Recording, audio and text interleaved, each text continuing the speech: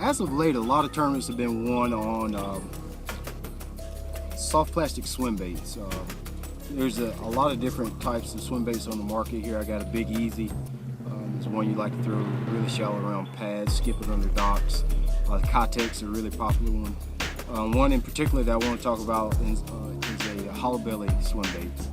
And I just want to show you one of the ways that I rig a hollow belly swim bait, and it makes it a little bit more weedless and a little bit more versatile. So one of the first things you want to do is you've got a hollow belly swim bait. Some of them already have a slit in the belly. But the first thing I do is take it out of the package, and you can take a pair of scissors or a razor blade or whatever you want to do.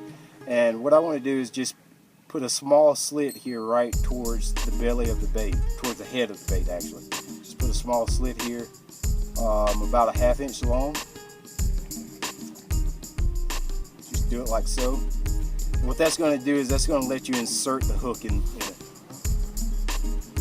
So when you're fishing around a lot of heavy vegetation, a lot of guys will use like a swing hook with like a 1/16 ounce sinker on it. Those work just fine, but for me, it'll hang up on the hydrilla or the pads. That weight is a little extra bulky. So I found a way that I can actually insert the weight inside the bait. That way it just doesn't hold on to that vegetation, and you'll be able to reel your bait through it a little bit faster. So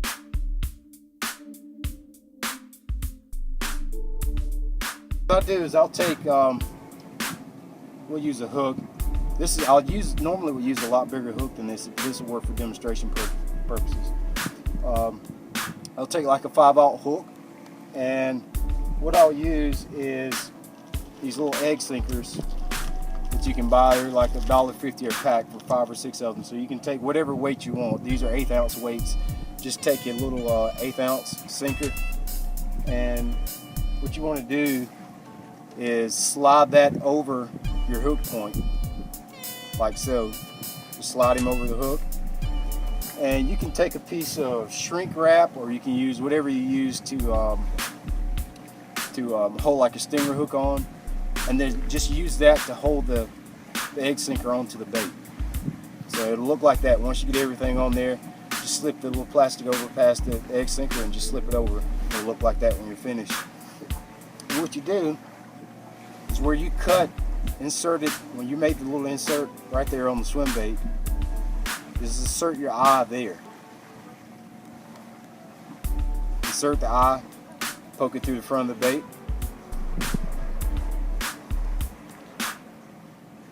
Now you can Texas rig your swim baits. The weight is hidden, so it doesn't hang up on the pads, lily pads, hydrilla, whatever you're fishing, it doesn't hang on it, and still you keep it weightless. So instead of throwing some of the lesser detail swim baits like the skinny dippers, the Big Easy, so forth, you can throw some of the hollow bellies. This is a 6 cents hollow belly. Has a little bit more detail to it, and a lot of times fishers aren't used to seeing a swim bait that looks like this in thick cover.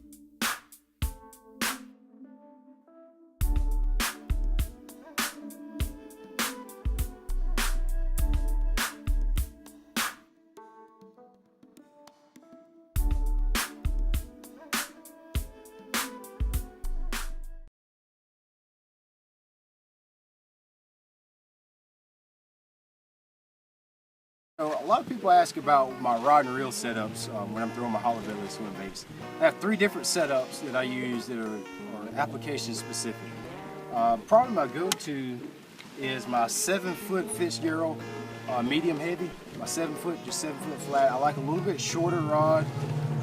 For this application, I'm going to use it for skipping around docks, or if I'm trying to throw it around laydowns, vegetation, when I'm just making short, quick presentations. I really prefer my 7-foot medium heavy.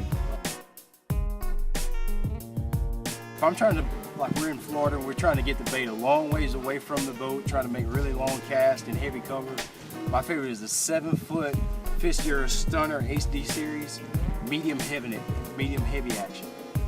You're probably thinking, well, God, in heavy cover, don't you want a heavy action rod? Typically, I don't really like a really stiff rod on my swim baits. I like to let the fish actually take the bait and I don't want him to feel the pressure of the rod or feel the pressure of me when he actually takes the bait. So I think that little bit softer tip gets you a few more fish catches.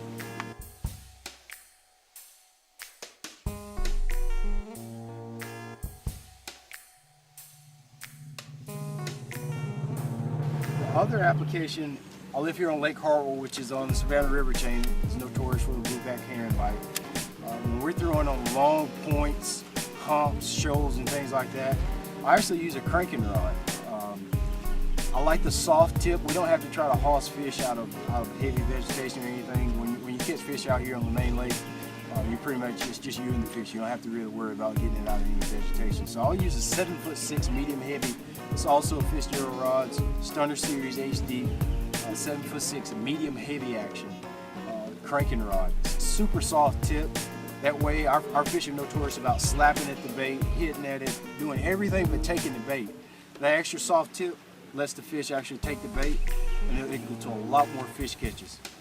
Experiment with your rods, see what works best for you. These are setups that I like when I'm fishing tournaments.